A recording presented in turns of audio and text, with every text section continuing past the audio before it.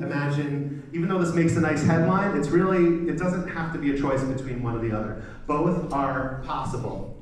So what our proposal is looking to do is we're going to be trying to do as much community outreach as possible, because of it being city-owned land, to hear from the communities, because we think it's really important that the communities, such as Ozone Park, and we're hoping to visit Forest Hills, Regal Park, as well as go down through the Rockaways, to hear what you think is the answer to what this line should be. Do you think it should be, rails? Do you think it should be reactivated? Do you think it should be left alone? So there's thoughts about this from everyone, and we want to hear those thoughts.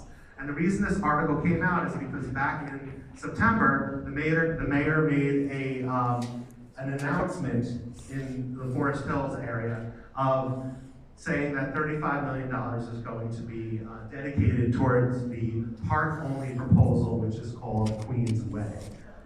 And so with that making headlines and with that commitment, we felt it was important to have the voices heard of those who live in a transit desert to be heard, and for voices for the communities that don't, that may want access to the Rockaway and not have to sit on the bandwidth for hours.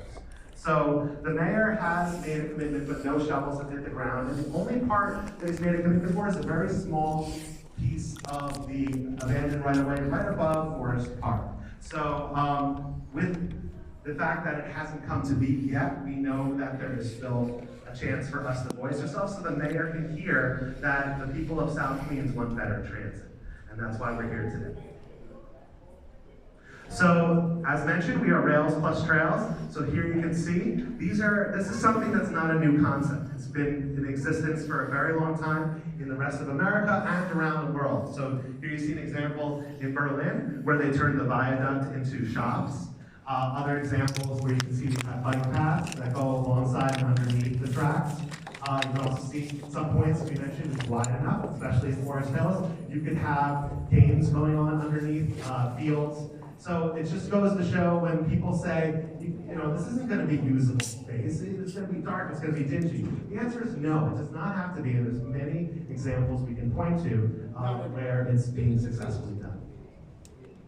So where are we today in this discussion? As mentioned, in 2019, the MTA released their feasibility study, and in the feasibility study they said that this is in fact feasible. And that was considered a sketch assessment, which means that it's like a rough draft. You wouldn't hand a rough draft to your teacher and say, I'm done, right?